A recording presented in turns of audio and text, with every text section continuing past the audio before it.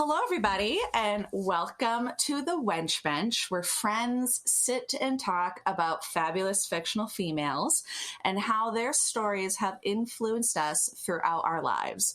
My name is Fonda. She, her pronouns, please. My name is Allison, also she, her.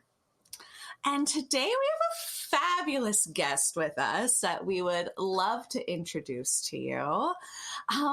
Everyone, I'd like to give the floor over to Joe. Hi, the both of you.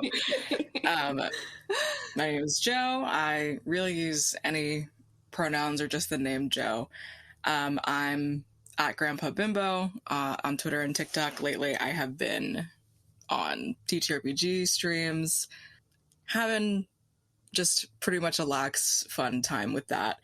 And today, I would love to introduce and talk about Nadia Vulvokov from the wonderful Russian Doll.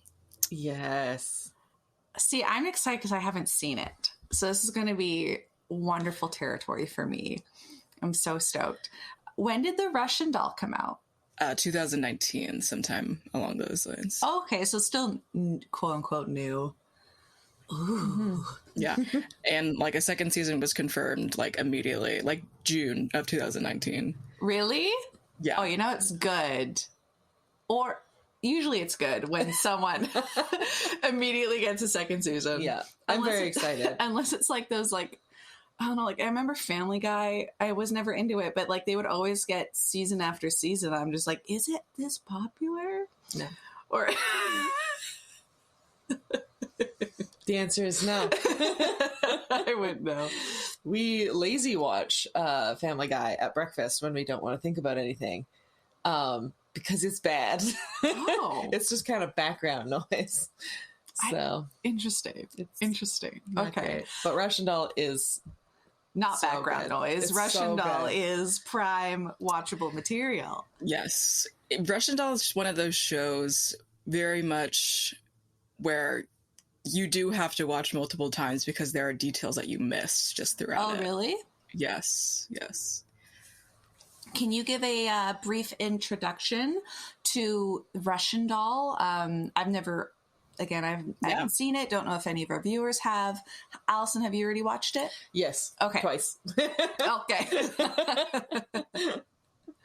So just like going off of both like Wikipedia and just general paraphrasing, Russian Doll follows a woman named Nadia who is caught in a time loop very similar to Groundhog's Day. She even mentions that she is Michael Douglas from another one of the time loop movies, as the guest of honor at a seemingly inescapable birthday party one night in New York City. She dies repeatedly, always restarting at the same moment at the party as she tries to figure out what is happening. And then she meets a man named Alan, who is also experiencing the exact same time loop in the exact same time frame as she is. And then they meet by some strange chance in the time loop, and it just goes down from there.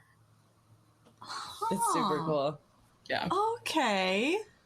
And the both of them, what really makes the story for both of them is that they are both sort of self-catastrophizing, self-destructive people that fear reflection, like personal reflection, which comes to their downfall most of the time throughout the stories and leads to most of their deaths, despite the fact that they restart. Oh. Yeah. And like self-reflection is kind of the thing in like time loop movies. Whenever you watch them, it's like you have to become a better person. And when you're as much of a disaster as some people are, it's difficult. Okay, interesting. How does Nadia start out? Like, what's her character like when we first get introduced to her? Yeah. The first opening scene is this jaded 36-year-old character that Natasha Lyonne is portraying, looking at herself in the mirror, and people are knocking because it's her birthday party and there's only one bathroom in this huge New York City apartment. People are knocking. She's in the bathroom. She's taking her sweet time, just like looking at herself and just like does not care that people are waiting for her. And when she finally opens the doorknob is a gun And when you open it, it's a revolver. And it's just such a surreal opening to the scene. And she opens the door and she like has to push past two other people from the party trying to like have been trying to go to the bathroom this whole time. And then she gets I guess like a joint laced with cocaine from one of her friends that designed the bathroom. And then Nadia is just, it's very apparent that she's this like cool sort of like hardened, jaded sort of lady. She's like the only STEM sort of like based mind in her friend group, because both of her like best friends throughout the story are like artists, which is very, you know, pointed. And Nadia is like, do ladies get midlife crises? And when does menopause start? And there's just like, okay, something's wrong with like her and like what she's like thinking about in terms of herself. And both of her friends are like, what are you talking about? And it's become, you know, more and more apparent that like Nadia uses a lot of drugs recreationally, drinks a lot, has the insides of a like 60-70-year-old man. But her friend Liz remarks that no matter how old she actually is, like she acts like a 22-year-old. Like she acts like there are no consequences in her life whatsoever. At the same time, though, she is this great mind, has been a freelance coder and programmer, computer scientist for a long time, and hooks up with a guy at a party because of that information, and seems to really enjoy a sort of philosophical existential mind. And even though she doesn't really like the guy that she hooks up with, she's just like, I guess this is like what I'm gonna do today. And what a woman. Yeah, seriously. And when she takes him home and after they like have sex, she goes into this whole thing because he talks about her cat tree and how, oh, cat lady in New York. And she's like, what? Is there a problem with being a cat lady? Is there a problem with not wanting to be committed until I'm 60? That is until maybe I die before then. And just goes on to this like really more like mortality rant. And then he's like, that's really hot actually. And she was like, okay, and it calls him an Uber, and then he just gets out of there. It's just immediately very distressed but iconic lady at the same time. I love a distressed woman. Yeah. Yeah. It just something about it hits home sometimes.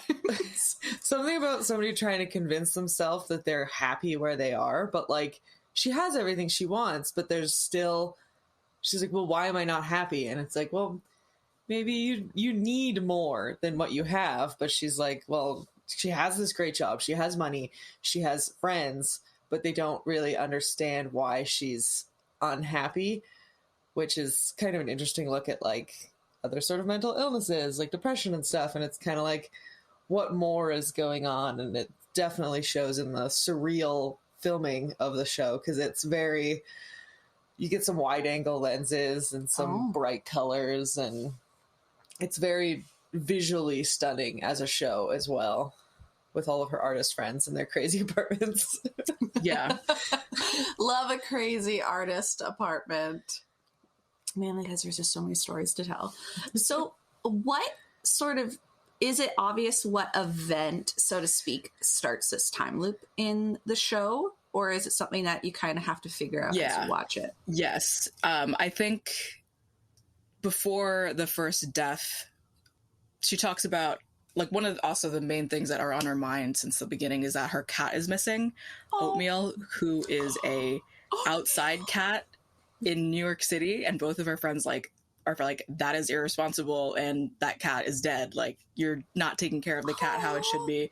And Nadia definitely projects onto Oatmeal the cat and is like, being inside is a mental prison for cats, and not only do I care about being free, this cat cares about being free. So it's just it's very much this, Nadia is a caretaker for this cat, not only, but is projecting this sense of, this cat and I need to be free in New York City. So when she leaves the party after hooking up with a guy, she is walking out, 3, 4 a.m. or whatever, and looking to buy some more cigarettes. And then she sees Oatmeal across the street, and then she gets hit by a car and dies so traumatically, and then finds herself waking up in the same bathroom scene, looking at herself in a huge mirror, and like the water faucet's still on, which indicates the beginning of every time loop. And then the second time, I guess the second chance or the second timeline in the loop, that's when we learn that her mom died when she was 36, and this is her 36th birthday. So it's a very, mental, it's a completely holistic sort of sense of dread that she's going through. And her aunt, who is a social worker and therapist, also comes to the party. And that this is when Nadia first talks about, like, I think I died. I was going to have sex with this guy, but now I just feel profoundly empty. And Ruth, her aunt, is like, this was always going to be a tough birthday. Your mom died when she was 36. And Nadia is like, not everything's about my mom. You don't have to bring that up every time or whatever. And I think we all know that, like, you're probably thinking about your mom. And you kind of just lash out and you're like, you don't know me. It's not about my mom. Yeah. And then John comes in at some point because she's like sort of having trouble breathing after the death, or just upon realization of a lot of things. John is an ex-partner of hers who left his ex-wife because of Nadia. And now they're like no longer together. So there's also this theme already of extremely impulsive relationships and potentially creating a life with another person. And that just completely falling through. But they seem to still have contact with each other relatively often enough, and kind of stringing him along most of the time. Yeah. But she doesn't die again, I believe, in the first episode, and then she actually wakes up into the second episode in a different day. But eventually she dies again and goes back to the same time, I believe. Oh, so unlike Groundhog Day, where when the day's over, it immediately resets. Yeah, right. She can still continue in the new loop, but if she dies at all, she's taken back to the same starting point. Yeah, and it's only really, I believe it's a Sunday, Monday, Tuesday, Wednesday like time frame, or maybe it's only 3 days. Oh, but like that's the max it can go. Yeah, it's pointedly never Thursday or Friday. Interesting. Yeah, there's a like Russian doll bot on Twitter that always, whenever it's Thursday or Friday, cycles the same reaction picture of Nadia saying, it's never going to be Thursday again, and Alan saying, when Friday comes, I'll be there. Yeah. Nice. Yeah. Nice. I love the pointedness of that. Internet jokes. So, what other themes besides Nadia's sort of character development that will get touched on throughout the whole show, from like the start of her doing the loop till the end of the first season, are there any other themes outside of pointed character development that pop up in the show that makes this not only an interesting Netflix series to watch, but makes it interesting specifically for Nadia? Yeah, I think going for, I guess, the general Netflix approach, this is directed and written by a mostly, probably all women crew. Amy Poehler writes on this. Natasha Lyonne writes on this. Leslie Headland is married to the actress Liz and has done some really incredible writing work, and has even said it is really important to explore a show about a female protagonist that asked spiritual and existential questions, as opposed to a show that was about a woman finding romance, a woman finding balance between her work life and her love life. Those are all worthy endeavors, and excellent shows made all of that about those things. But we were just thinking, what about what hasn't been done? And certainly there hasn't really been a Groundhog-like show with, a female front, as well as at some point, Nadia explains Einstein's theory of relativity throughout the show.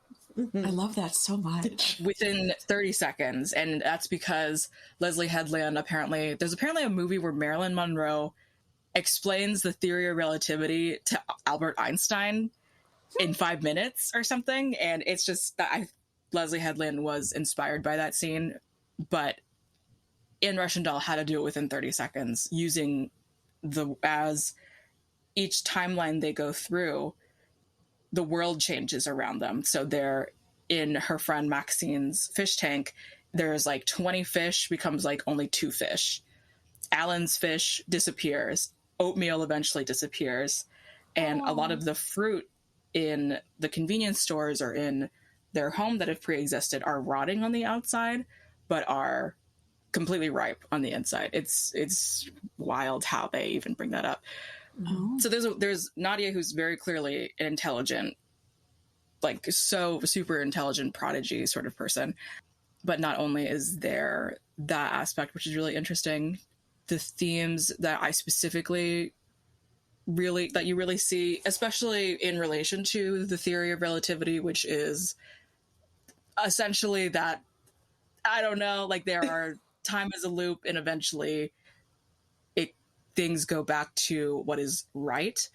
Adulthood, addiction, violence, relationships, parenthood, and families, all as a cycle. So when in episode 7, we get sort of flashbacks of when she was a kid with her mom before her mom died.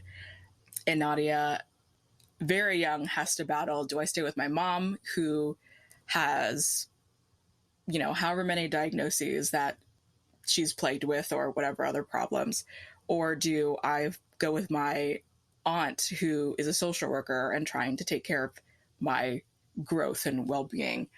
So Nadia, as a child, being an over-adultified, parentified child, going into her adulthood as with her mom being her only sort of model of, this is a woman in my life, or in like a woman of my blood, do then just kind of carry on the same sort of destructive path, and also the guilt that she feels for leaving her mom. Yeah, like life is a cycle, and what you've experienced as a kid is definitely what you're going to mimic or reflect in some kind of way, even if you don't want to see it that way, like Nadia does.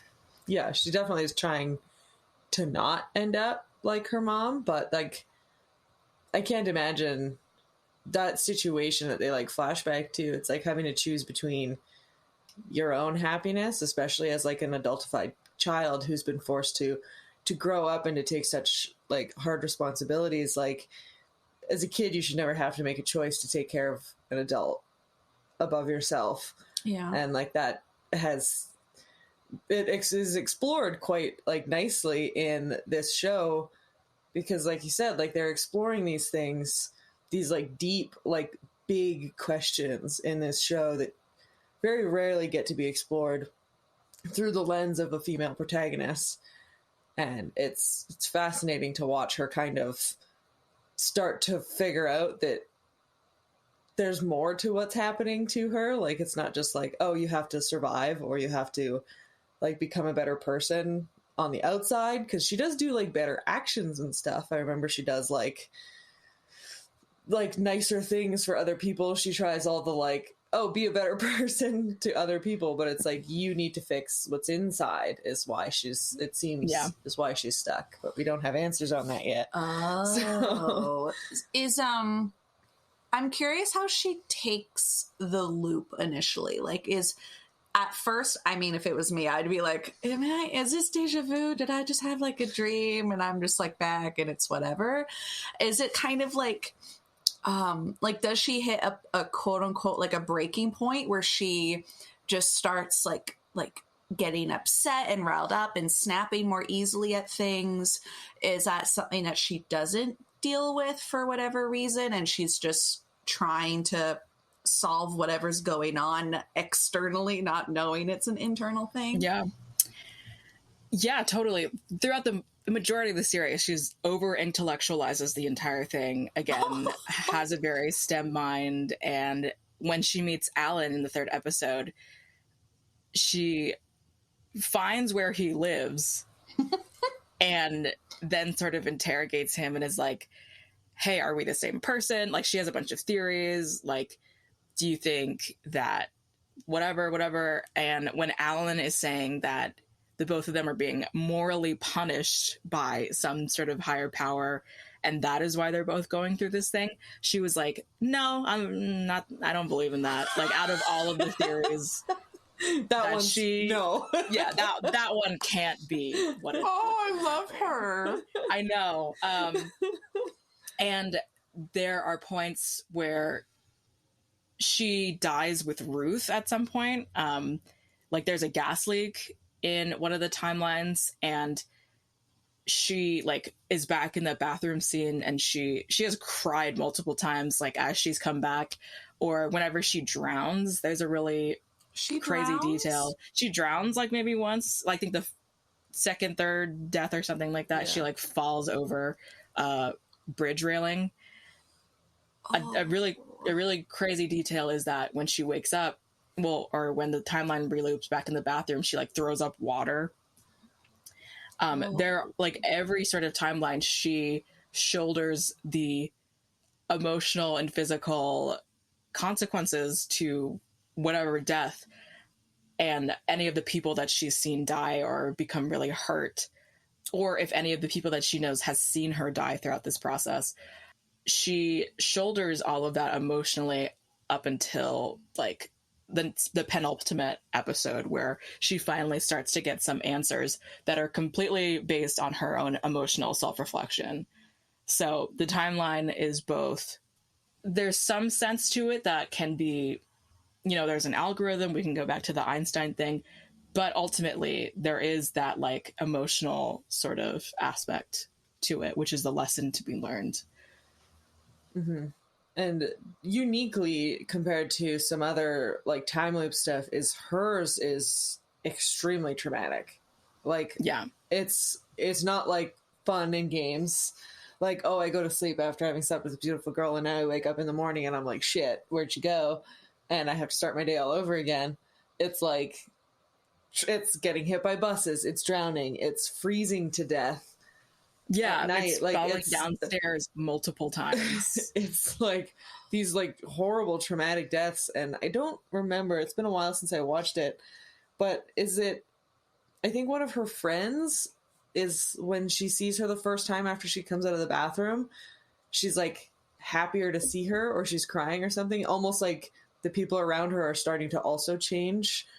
Yeah, with it. So it's like, I don't know why I'm so happy to see you. It's like, you were just here, but for some reason, like, I'm just happy to have you. I'm happy to have you. And I think it was because like that was after she had witnessed her death or something like that. Like, it repeats so many times, it gets a little hard to come back in. But so the difference is, even though it's minor throughout these loops, Nadia is having different interactions each time, not just because she's doing different things to like make the environment around her react differently, but her past sort of loops are influencing, like you said, like the apples are rotting on the outside, the fruit is rotting on the outside, but it's the same on the inside. So the people around her in her life, like the relationships, are also somehow changing.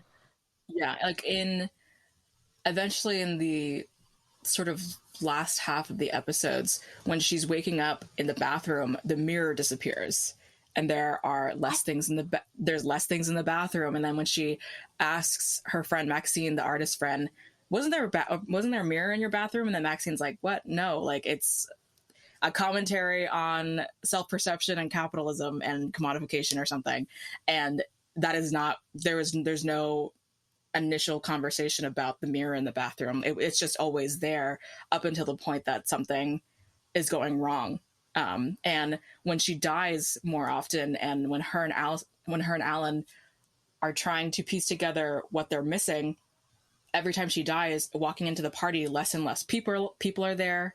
And then eventually it's just, and less furniture. And eventually it's just Maxine, like, dancing in a room alone. And it's very surreal and scary. Yeah, it captures like existential dread. really well. Like, you're just, Yeah. like, you don't know why you're, like, anxious about what's gonna happen on the other side of the door. Every single time she comes back up, you're like, what is happening now? Like, what's gonna change? And the creators have done such a good job at making it just an interesting and, like, confusing but still entertaining. Like, you're not necessarily angry that you're confused. You're kind of just, like, along for the ride in the same way that Nadia is, because as problematic and troublesome and complicated and wonderful as she is, you are connecting with her on her journey. And so you're able to experience it all and not, well, I suppose some people might not connect with her, but I know I did when I was watching it. But you're able to really kind of, like, experience this along with her and kind of feel that nervousness and, like, oh fuck, back in this goddamn bathroom again. Like, It's like when you're playing a video game and you keep dying and going back to the dumb reset spot. You're like, fuck, just take me anywhere but here. Please. I'll restart at any other point, just not this goddamn bathroom again. Oh my gosh. So what are her main... It sounds like there's a lot of people in her life. Yeah. But in the show, is it just her friend that she's going to hang out with on the night of the birthday, her aunt, and the gentleman that has also a similar loop? Are those the ones that get touched on the most? That are significant? I think the main significant people is Nadia, Ruth, her aunt, Alan, who is the person that she shares the time loop with, John, who kind of centers her. He's a very stark parallel to her character, where she is very, over intellectual, all these things. John is like, I wanted to, like, build a life with you, and I trusted you to be with me and all these things, and is fully able to be independent without Nadia. But for some reason, in Nadia's mind, she's, like, under this impression that John needs her and kind of thrives off of that. But when he confronts her during one of the timelines, she's like, that's just what you think right now. And then he leaves, and she's very clearly emotionally distressed by that. And then there are two of her artist friends, Liz and Maxine, that are always at the party, that she specifically at the end is like, I don't want to lose either of you, when people are disappearing from the party. And I think definitely her mom is also another one of those people that are huge to her character. My gosh. I more and more so I need to watch it. I mean, I might be a little spoiled going into it now, but there's so many details that there's just something that we're not even going to mention here, probably. Yeah, there is so much. Like, like the second time I watched it, I caught so much more. And then, like, even talking to you about it, like, every time you say, like, oh, she's over intellectualizing things, it's like, that's a extremely common, like, trauma response from somebody who, like, has been forced to grow up early, like, somebody who has been, like, adultified as a child. They feel guilt for feeling, and so they try and, like, over intellectualize their feelings. They try and over explain everything. It's something that, like, I do sometimes. Like, when I, like, mess up, I try and over explain it, but that's because of, like, childhood trauma responses for, like, things that I've experienced in my past, and I'm having to, like, unlearn that automatic, like, oh no, I can explain this, and it's kind of overcomplicated and unnecessary. It's like, you can just have feelings, or you can just have messed up. Like, it doesn't have to have this huge explanation or these huge, like, reasons. It can just be what it is. And she seems to have a real hard time just being, which is interesting and fascinating to watch. What's just so I can get kind of like I guess more understanding, sometimes for shows and movies, the filming and, like, the camera angles can allude to sort of, like, extra information, whether it's about characters or, like, the vibe. I'm curious what the sort of, like, the aesthetic, so to speak, is for the show. Like, is there certain lighting that the directors and them want us to see all the time? Is there certain, like you said, we always get the shot of her looking at the mirror and there's a tap. So that has to be important, not just for the loop, but for something else. Is there anything else that, like, you've noticed? about Yeah. the filming for her. Yeah, I think color choice, as well as I think specific the way that certain angles look and how a scene is perceived. In the first episode, there is a bodega that she goes to when she is gonna hook up with this guy. And in the bodega, there's an aisle in between two people. And one of them, on one aisle, are these like Wall Street dude bros that are like drunk and like knocking shit over and like catcall her and stuff like that. And then on the other side of the aisle is actually Alan, who you don't even realize is Alan, who's drunk and also knocking shit over and looks like he needs help. And then it looks like Nadia is about to help Alan before the Wall Street guys are like, hey, like, where's a party that we can crash? And then she focuses then on just going home to have sex with the guy. So there is very much that opportunity of like, what could have happened if she helped Alan versus just going on with the easier thing. And there will continue to be sort of these two pathways opening up for her, and her choosing maybe the easiest one rather than the one that seems the more protagonist like or something. Okay. And Nadia is has very bright red hair, wears like red and very stark black clothing. And Alan, on the other hand, is when he wakes up from each timeline in his own bathroom, he is like surrounded by a very blue faint light. And there's also white and lighter colors in sort of juxtaposition of her sort of darker atmosphere, I guess. And what's really, really cool about, Nadia's like red, like that's her whole thing. By the end of the series show, she wears white finally. And then Alan actually gets a red scarf by the end of it. And then it's so subtle, such subtle details, but it's very much like, they have not self-actualized, but they have grown past what the time loop has been teaching them, if it is supposed to be teaching them anything. Oh my gosh. Okay. So it does the Russian doll, like it's called Russian doll. There's like the joke with the internet meme or whatever, the Thursday, Friday. Is there any other importance to either Russian doll just being like a word or a concept that gets brought up, or is there an actual physical Russian doll in the show at all? Yeah, I think it's definitely more of a theme or a subtle symbol than it is anything. I believe that there are Matryoshka dolls in one of the scenes. I think maybe even when she's a child, like this is a childhood flashback or something along those lines, or maybe not. It's definitely kind of the image that I get every time she dies, a like layer of the Matryoshka doll gets peeled back or something like that. Like it's very much, it's never used in the show really. Like there's never a Matryoshka doll that just like gets like taken off or like anything like that.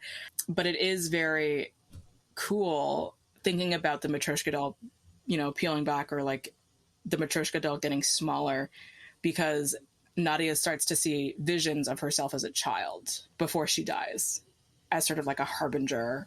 Oh. Or something along those lines. Are the visions always the same? It's always of her as a child appearing in like New York or wherever she is in real life. Oh, okay. Okay. Yeah, kind of just like standing there, like watching her die. Oh, oh no. I'm There you sorry. go. I'm slightly jumpy. We played a Call of Cthulhu game till midnight last night, and I'm still recovering. Oh my gosh. I don't think that was meant to spook me out, but for some reason it is freaky. It's very freaky. Okay. I was like, I don't think Fawn is 100% grasping this, but here we go. Thanks. I'm good. Oh my gosh. Okay. Mm-hmm. So, is there a scene or a moment, whatever, Joe, that really made you be like, oh my gosh, Nadia as a character, I just have this like connection to, or she's interesting, or I find her really likable or complex? Like, when in the show was the point where you were like, dang, Nadia, okay, you're on my list of fictional characters I enjoy? So the two scenes in particular that I think about when I really either identify with Nadia or think that she's just, you know, crazy, but like so gratifying in that way at the same time, in a very solidarity sort of sense. The first scene I can think of is in the second episode when she's calling John, and obviously she has walked out on him multiple times, and like the night prior like yelled at him and was like, I don't need your help, all these things, when he's definitely just trying to help. And she's calling him and is like, I think I might be going insane, I might be dead, and I would love some help. And he at this point is like, okay, what does that have to do with me? Like, can you show me that you will actually be there when you call for me, and that kind of thing. And then she just, it's very clear that she has a problem feeling like she's being humiliated, or her pride is in question or anything like that, because then what happens is she is like, start having sex with other people, stop thinking about me, you know, stop using your kid as leverage against me and all this stuff. And it's like they have this fight, and then she is like, I'll believe that you know, are not thinking about me anymore when I see it. And then she falls into an underground cellar crate situation. Yeah, like an open manhole cover or something. Yeah. Oh no. Yeah, traumatic. Yeah. And it's very much the scene of like, again, this woman, when she feels that her pride is on the line, or fears humiliation or any sort of lack of control on her side, especially when she is asking for help, but because of her actions, people aren't taking her seriously, or they're not fully set on her being sure of herself, essentially. I think that was just very much a feeling that I could also really be in tune into and tap into, like how she's feeling. Although lashing out at people who are just trying to understand more about the thing that you are so concerned about is not great, but it's definitely something that was very eye-opening about her character. And another scene, I don't remember which episode it is. Oh, it's literally episode 2. She's talking to Maxine, and she's again sort of lashing out in this way of, when Maxine hands her the joint again, she's like, Maxine, is there anything else but cocaine in this? And is thinking that her time loops and deaths are part of some strange, like, bad trip, K-hole, you know, whatever situation. And Maxine is like, no, I'm telling you what it is. And Nadia goes into this like rant of, you're sabotaging me, Maxine, and is like fully placing blame on her friend. And Maxine says something along the lines of, you're acting crazy. And Nadia hates being called crazy, I think because of her mom, and has this emotional sort of reaction at her own party in front of Maxine, and is like, I hate being called crazy, please don't call me crazy, I guess I look crazy right now, but it's Maxine's fault. And then Maxine says, or maybe you're just crazy. And then what Nadia decides to do is pick up, I think, a raw or like cooked chicken that Maxine has been making the entire night, and then throws it on the ground. And because she's afraid of dying on the stairs again, she can't leave the party after doing that. I don't know. I think something really gratifying about that is like, why would you do that? But also that being the only thing in her mind to do, like, is to just externalize some anger or, you know, rage or depression or whatever, especially with your friend. It's very akin to a scene in Fleabag where she's at her like god stepmom's art viewing or gallery opening, and gets drunk and she's a server of champagne. She gets drunk off of the champagne And then when her stepmom makes her mad, she just drops all the champagne on the ground. There's just this like really cool sort of thing about like, I want to see women and female characters just do that more, because like we get like a dude punching a hole in the wall, but like, why can't we get also destructive behaviors from women also destroying things because they are mad? It's both very depressing sort of things, but it just really centered me into the like inner, like the last Matryoshka doll kind of concept. Mm-hmm. And like you had kind of mentioned with the like everything's a circle, the relativity thing, is that kind of lashing out is a circle as well. Like it's a self-perpetuating cycle where she has a moment of weakness, she reaches out seeking help, and then people are like, well, the last time I tried to help you, you were an asshole. And then she turns into an asshole and lashes out again. And then the next time she tries to ask for help. So it's this like this really difficult cycle that involves a lot more like understanding and preparedness from like both sides in order to break through that cycle. And you can tell that like as much as her friends care about her, like neither party is ready to do what they need to do in order to help her break out of these cycles. And it's a really interesting, like you said, it's nice to get to watch a female character do that, because we don't get to see a lot of these destructive behaviors not framed in a way that's like, oh, she's just a psycho bitch. Yeah. It's like, no, we have empathy for her. We want to connect to her. And rather than seeing it from an outside perspective or from Maxine's perspective where we're mad at her, we understand why she did it. And we're like, we feel for her. We feel that anger and that need to lash out and break shit. Because I think we've all felt like breaking something at one time or another. And then all those social things come in and you're like, well, I can't do that because of society. But she gets to do it. And it's, gratifying in a weird, fucked up way. But definitely gratifying. I'm trying to think if I have broken anything.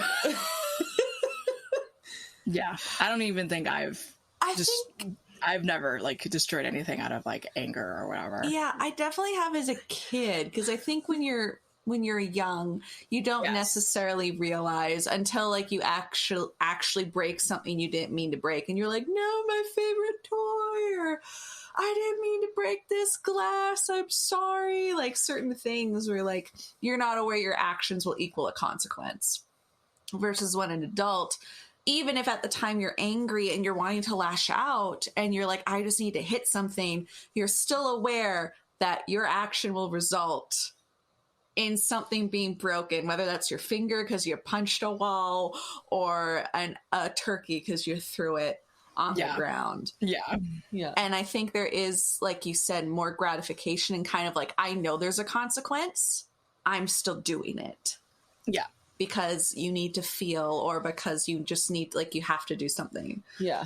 Like, that's why I always see people in, like, traditional, like, TV shows where, like, a guy is really upset and he's like, I'm going to go to the boxing gym. And he just starts punching boxing bags, and the bag, like, breaks or something happens. And it's just like, well, that's fine because it's meant to be hit. Yeah. Right? Like, it's okay because it's, like, not going to cause any harm. But when it actually shows in this situation, Nadia doing something where it's like she doesn't have a punching bag, she doesn't have something that she can be like, this is okay for me to break, like a stress toy or something. It's like, she needs to find those outlets. And while I've never gotten to the point of like I've broken something more after I've accidentally broken it before, because, well, it's already broken. But my husband kind of like laughs at himself, because when he gets really frustrated, he'll want to break something, but then in the act of breaking or like messing up, it'll snap him out of that, like that cycle. Right. And then he'll be like, oh, that was dumb. Like, oh, I shouldn't have done that. And then he's able to kind of like move on from like the anger. So it's like, there's definitely like a catharsis in destruction. And in Nadia's case, it's a lot of self-destruction, which is, I think, less healthy than property destruction. Oh, yeah. Because it's a lot harder to deal with the aftermath. You can clean a glass and you can wipe the floor up from the chicken and order some pizza, but what she's doing to herself in these moments is a lot more damaging than breaking some glasses and fucking up dinner. Yeah, right. Oh my gosh.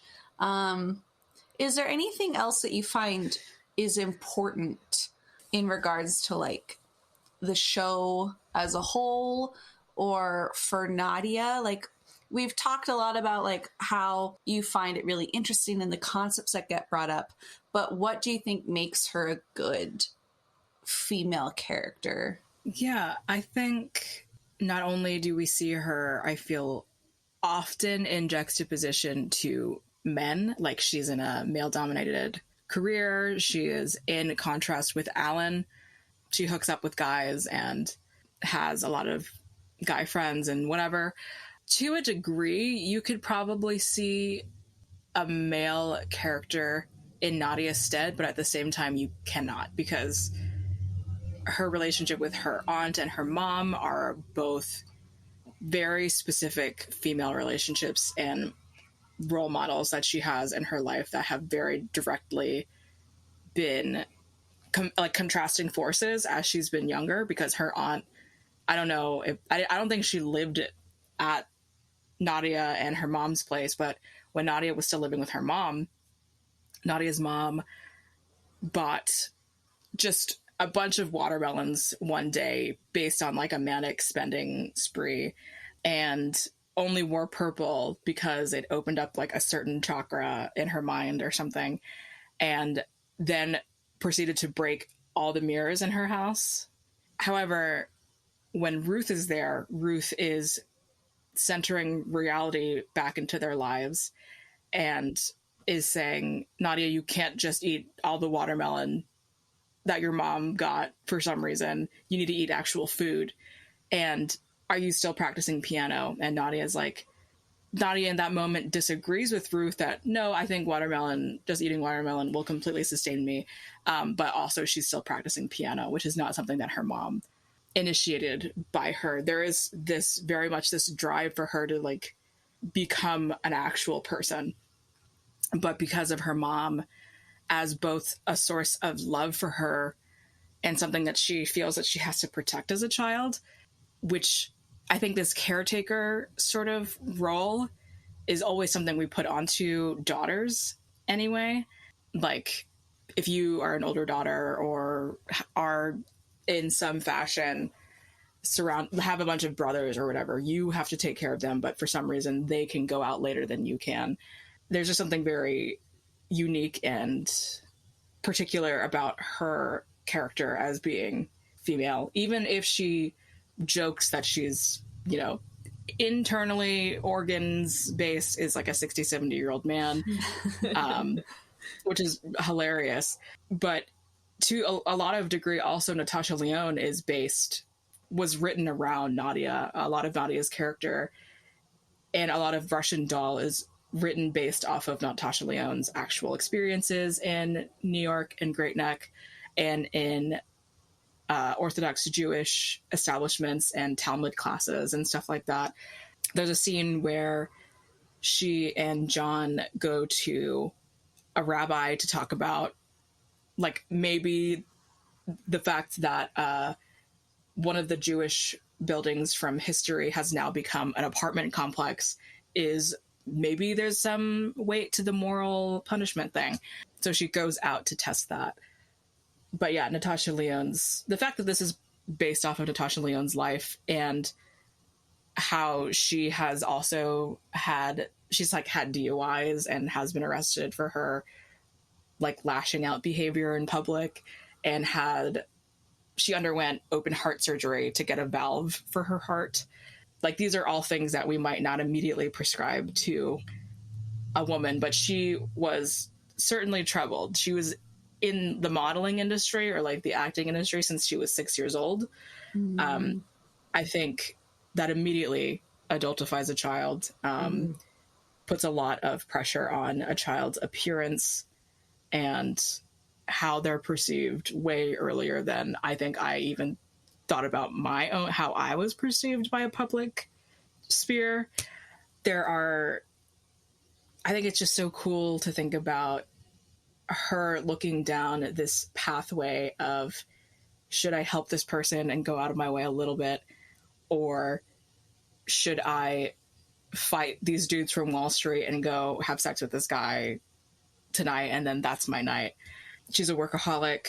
She's also chases any sort of pleasure, is extremely good at her job, but also barely does not go to work, and has many friends, but also doesn't seem to appreciate them in the ways that they want to be appreciated, but she does cherish them at the same time. She's just, not that I am a 36-year-old woman that lives in New York, but certainly I think anyone in some aspect can find themselves in either Nadia or Alan. Mm-hmm. For some form or another, yeah. Even if you don't fully connect with or identify with a character, there's always going to be parts of a person's experiences that you can have empathy for. And I think that's what's so great about like shows and stories, is finding those ways that you can like understand, or just be like, oh shit, I didn't know that this would hit home for me, but it does. And maybe that's something for me to learn about, and maybe that's a good thing for me to watch this show. And just like, I don't know, I love stories. Mm-hmm. Yeah. And I think the fact that it is a lot based on a person's actual like genuine experience allows it to have that like honesty to it, for a show that is so like surreal and mental and all these like crazy things, and it's kind of poses a lot of like philosophical questions to its audience.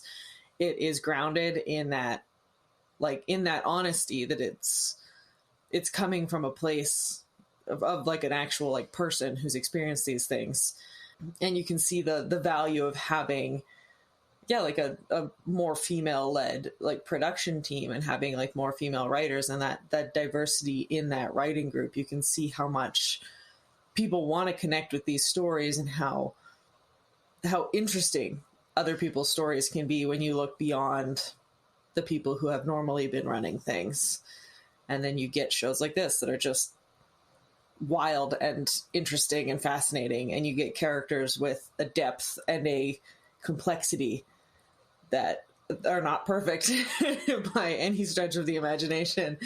But you can still connect with them because they have like a reality to them, which I think is really one of the really real strengths of this show. Mm-hmm. I like watching human beings be messy, because the human experience is a very messy one. Yeah. And there's not really opportunities where being messy in real life is actually a good thing. I know. Yeah. Oh, I wish I could be messy sometimes. I even judge myself, like, I don't know about you both, but whenever there's a situation where I'm just like, oh, I just don't want to do anything. I just want to not care about what my actions will cause, and I just want to do stuff. And then part of me hits where I'm like, oh, I'm an adult now, though. Like, I need to make sure I clean up after this so it doesn't bother me later. Or no, I can't leave all my clothes on the floor because, God forbid, it just makes the floor messy, or my pets just like go through everything. And it's just kind of like, I do miss being younger, because I feel like it was okay to live the messy human experience. Yeah.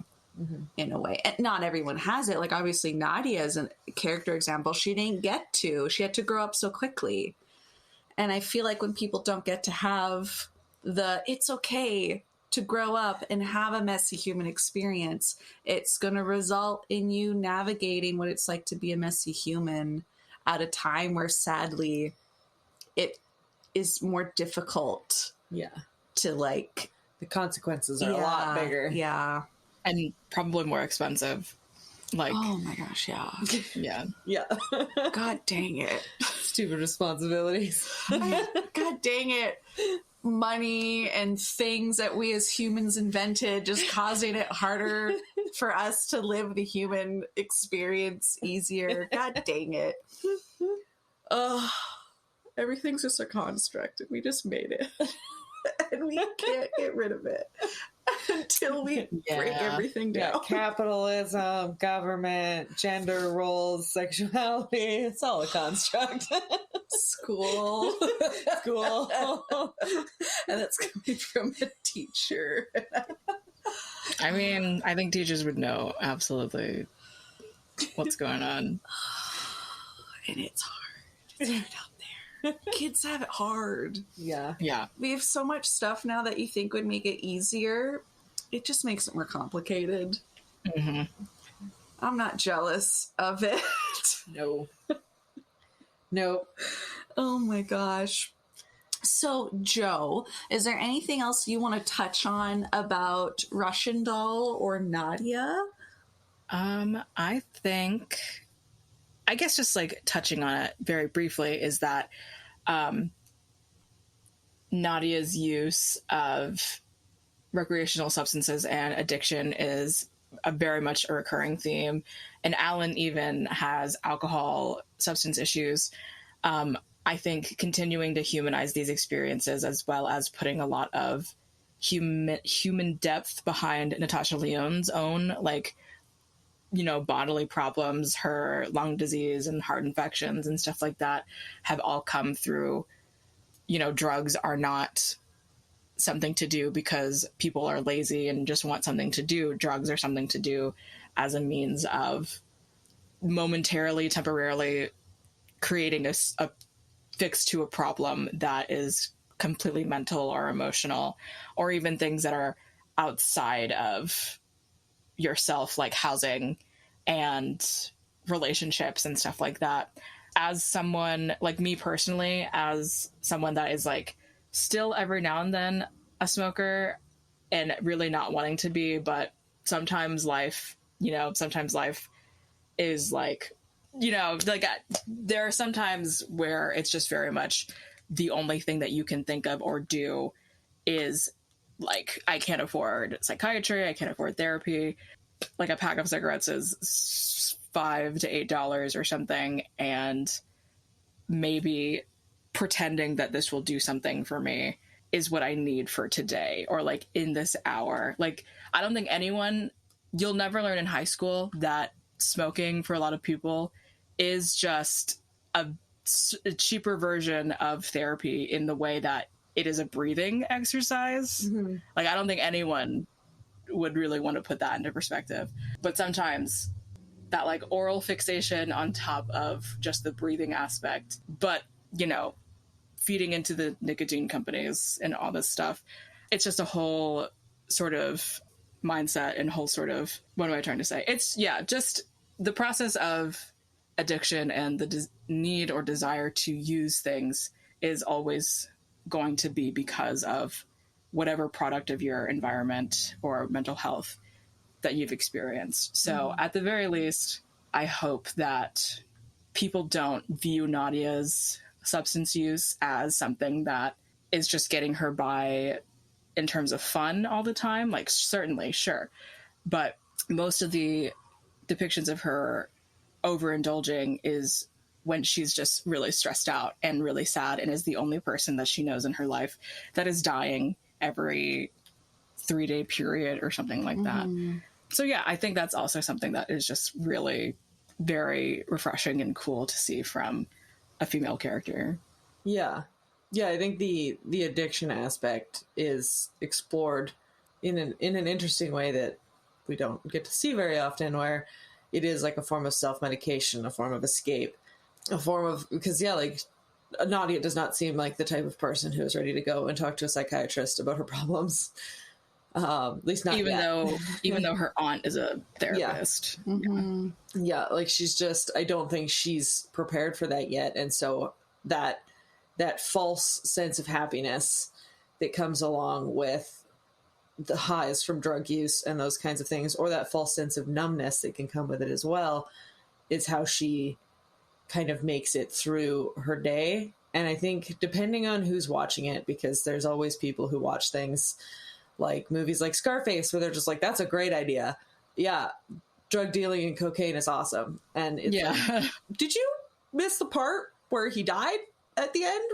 Like, because of all of the things that he did? Like, the show does a good job at showing that it is not a good thing. It's definitely like self-destructive, but it's kind of just a thing that is in the show, but it's also not like, it is a bad thing. But I think you have to actually watch and like internalize and consider the media that you're like the show that you're consuming as a way to kind of think about it and understand it more. And it was very interesting to watch and to see that. The topic itself, though, sounds very gray. Like, it's not black and white when you think about a lot of things when it comes to addiction or substance use. Like, there's going to be people like Nadia. She's so smart. She probably knows a lot of the issues that could come with her overusing these substances and the path that it could take her down if she's not being careful. But she's still choosing to take small risks because that's what she needs in order to help her. Because that's her coping mechanism. And I feel like in real life, a lot of people don't necessarily view it as gray and messy and nuanced, like the amount of issues people have with like, oh, it's either you're doing something for fun and it's not going to take you too far and you're not an addict, or you are now an addict. You now have substance use and you're slowly going to spend all your money, everything else on just getting these drugs or just like drinking too much. And then that's going to go into you being homeless. Like, there's no middle ground to be like, but there has to be more to it. It's not just suddenly you're okay and you can use these substances and be a good class citizen, or you're the person that's causing issues around a community.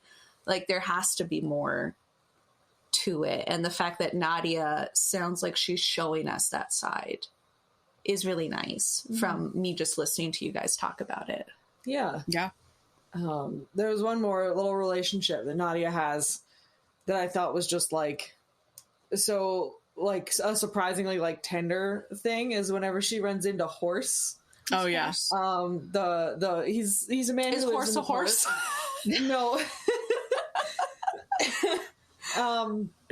He's a homeless man who lives in the park. And she like one night she I think they get high together and they sleep on the ground, like in where he's sleeping, and that's how she dies. That's how she freezes to death. Because she ends up finding out one of the days where she survives that like he got his shoes stolen in one arc, but then when she stays with him and she visits with him, he doesn't get his shoes stolen. So there's these small moments of her like connecting with this man, and like he's a little loopy. Like he cuts her hair one night and like he asks, he's like, can I cut your hair? And he's like, oh, like this is the new you. And like he's this very like kind of weird, eccentric, but like so tender and like kind to her when she like comes, and like because he doesn't know her, and so it's almost like she gets to be vulnerable with this complete stranger in the park. And it's just such a very like surprisingly touching compared to her very volatile relationships with everybody else that she keeps having. There's this like nice man who's named Horse. Yeah. And who just likes that she's talking to him and like treating him like a person, and it's this like sweet little thing. I love Horse. Yeah. I think it's definitely also something to be said about her caretaking for someone less fortunate.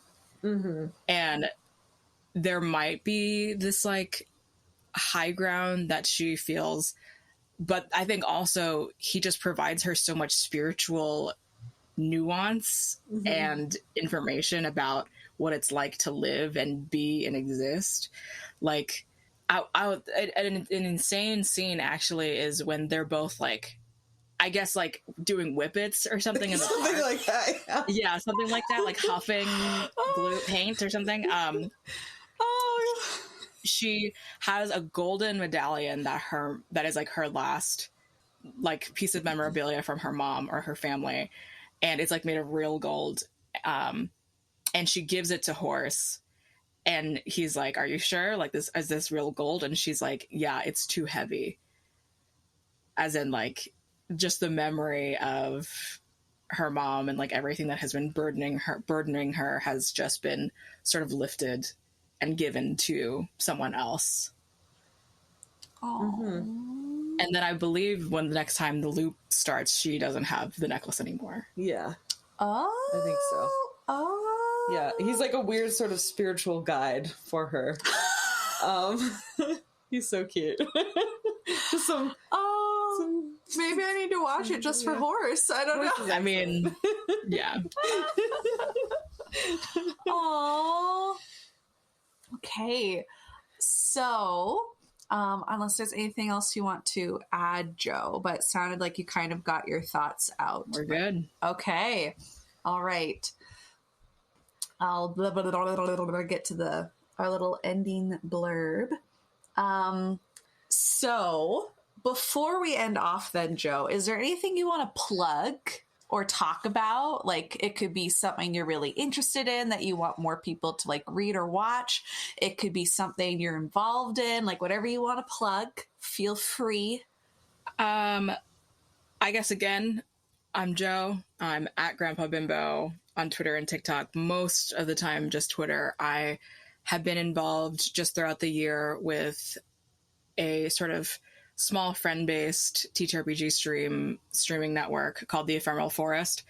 On Twitter, our handle is EPHEM_forest.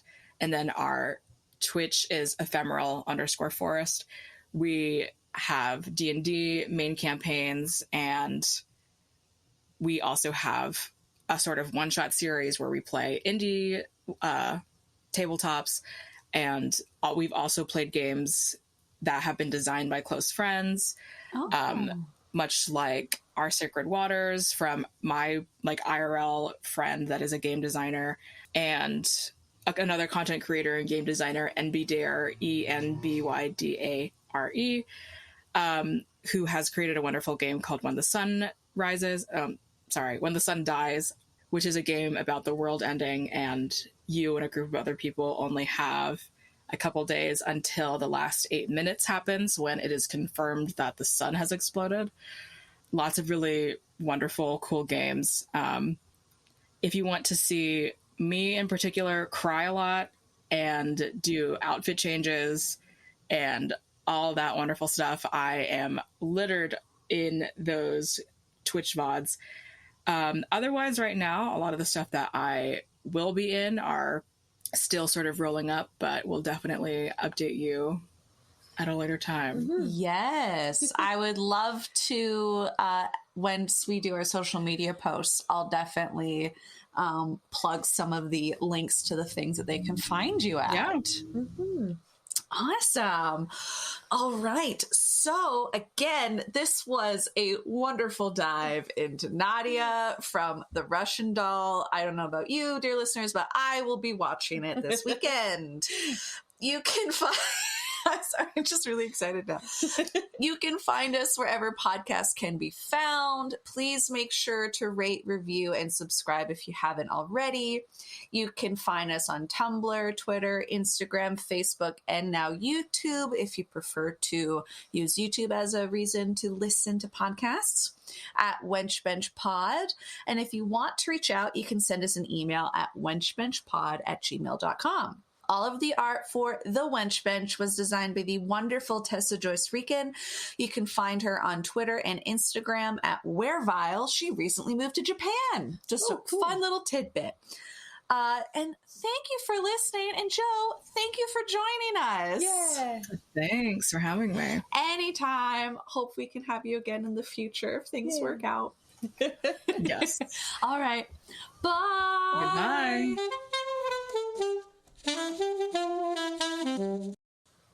Gratifying actions. And Do you need some water? We can take a pause. I don't have any water next to me. Yeah. Do you want to go get Just some? dying. Yes, I will get some. Okay. I'm gonna I know that feeling.